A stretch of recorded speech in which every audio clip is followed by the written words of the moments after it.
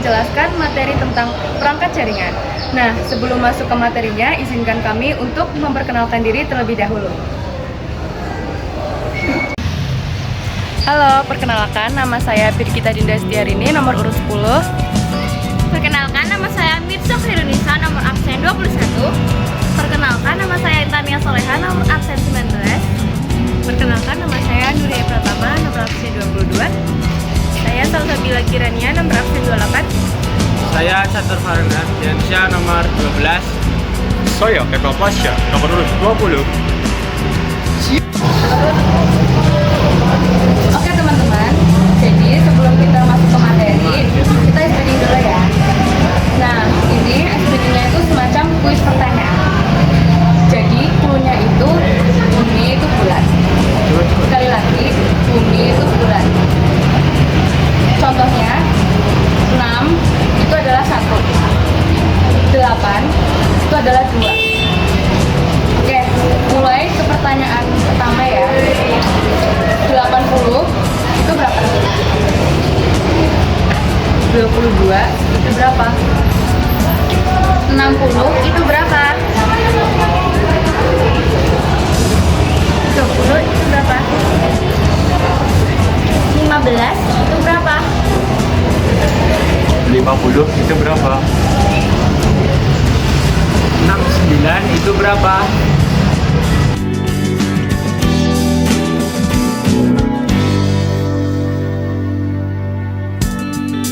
Jadi di sini saya akan menjelaskan mengenai modem. Jadi yang pertama itu ada fungsi modem. Fungsi modem sendiri yaitu untuk mengubah atau modulisasi sinyal digital dari komputer menjadi sinyal analog agar bisa dikirimkan melalui saluran telepon atau kabel dan sebaliknya, demodulasi. Cara kerja modem sendiri yaitu bekerja dengan melakukan modulisasi dan demodulisasi data. Saat kita mengakses internet, modem mengubah data digital dari komputer menjadi sinyal analog untuk dikirimkan ke ISP. Saat menerima data dari ISP, modem mengubah sinyal analog menjadi sinyal digital lagi. Kelebihan modem yaitu untuk masuk internet karena ia mengubah sinyal digital dari perangkat pengguna menjadi sinyal analog. Yang kedua, bisa digunakan dengan berbagai jenis koneksi seperti cable, fiber, ADSL, dan seluler.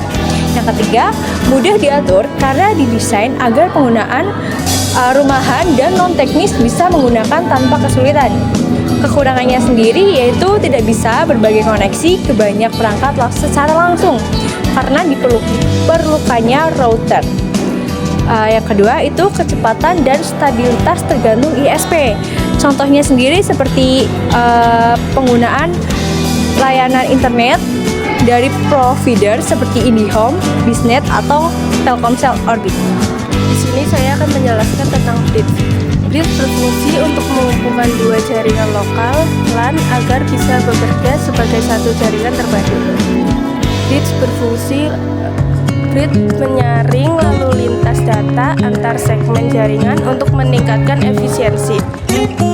Cara kerjanya bekerja di layer 2 data link layer pada model OSI.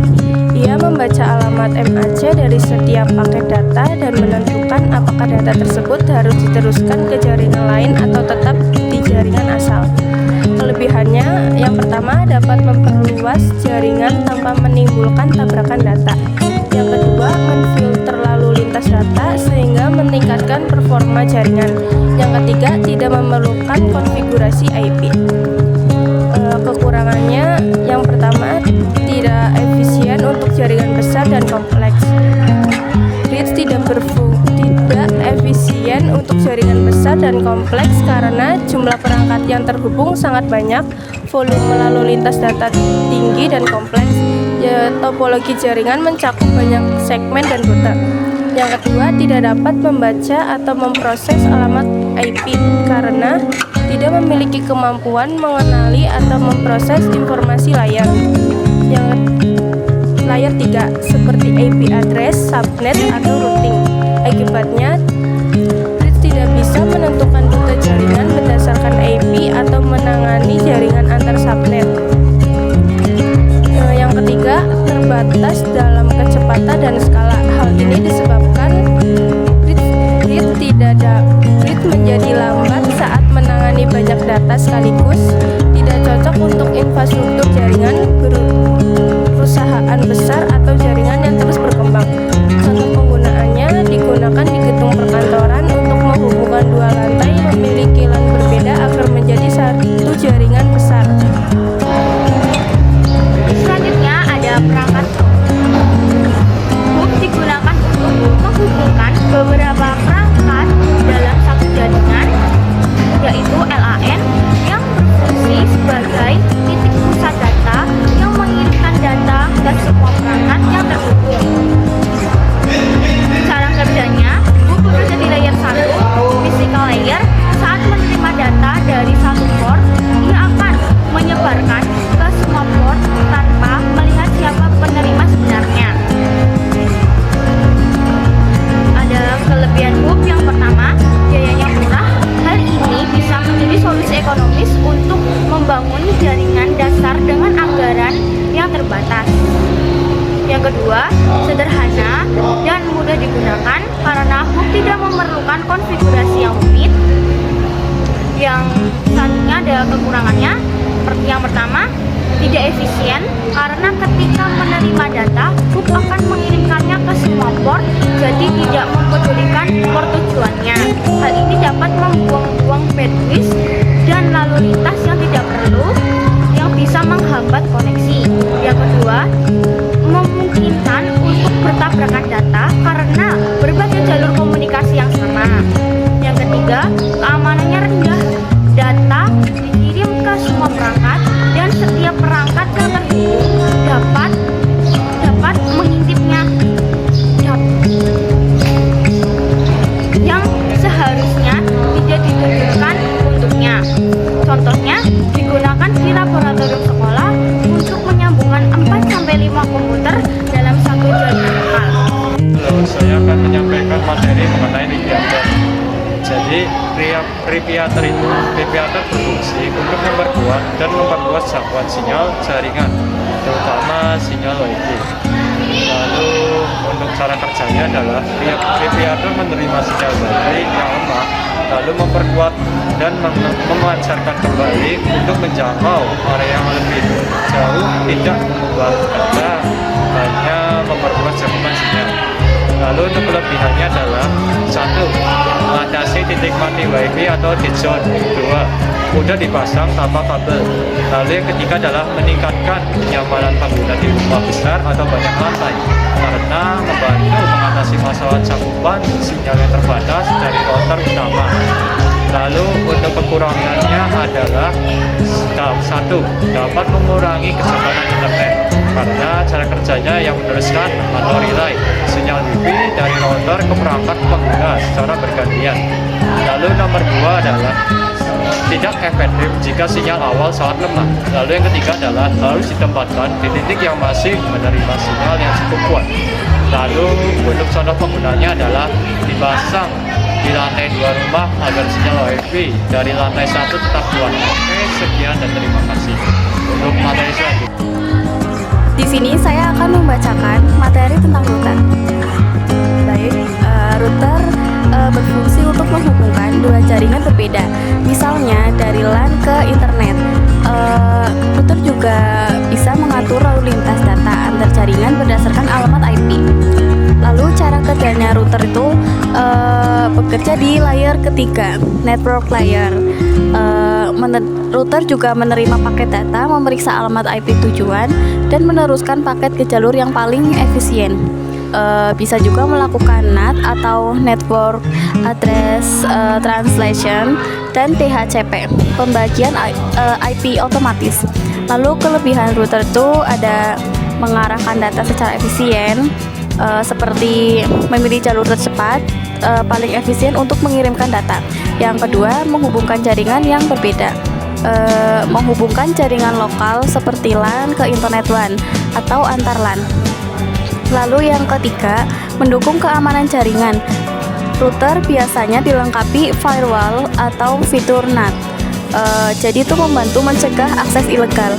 Lalu yang keempat, router dapat mengatur lalu lintas jaringan, membatasi bandwidth, memblokir situs, atau membagi prioritas koneksi. Lalu yang kelima, bisa digunakan wireless. Banyak router yang sudah terintegrasi dengan WiFi sehingga mendukung koneksi tanpa kabel. Lalu kekurangan router yang pertama, konfigurasinya cukup rumit.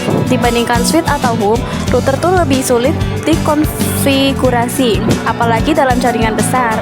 Yang kedua, harga router lebih mahal. Router lebih mahal dibanding perangkat jaringan lain seperti hub atau switch, terutama router kelas enterprise. Yang ketiga, proses routing memakan waktu.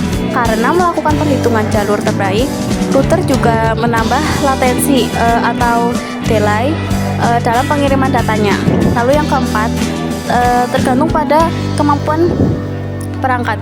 Jadi jika spesifikasi routernya rendah, maka kecepatan dan stabilitas jaringan itu bisa terganggu saat banyak penggunaan aktif. Contoh penggunaannya biasanya digunakan di rumah untuk membagikan koneksi internet ke HP, laptop, smart TV melalui WiFi.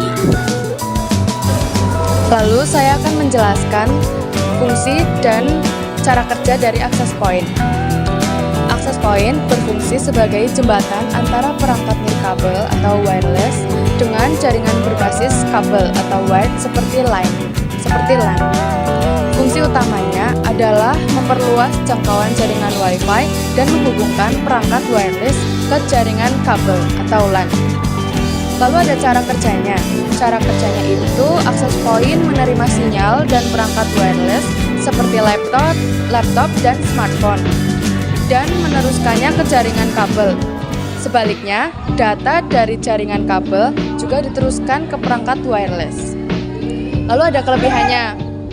Kelebihan access point yaitu yang pertama, memperluas jangkauan jaringan.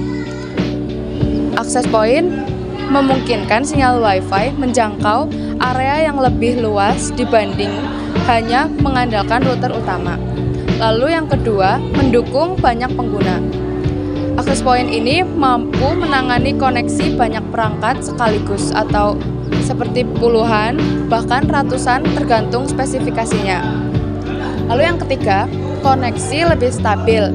Dibandingkan repeater, access point biasanya memberikan kualitas sinyal lebih konsisten karena terhubung langsung ke via kabel LAN ke jaringan utama. Yang keempat itu pengaturan fleksibel. Bisa digunakan untuk berbagai mode seperti access point mode, repeater mode, atau bridge mode. Lalu yang kelima, keamanan lebih baik dapat diatur menggunakan protokol keamanan terbaru seperti WPA3 atau VLAN untuk memisahkan jaringan tamu dan jaringan internal.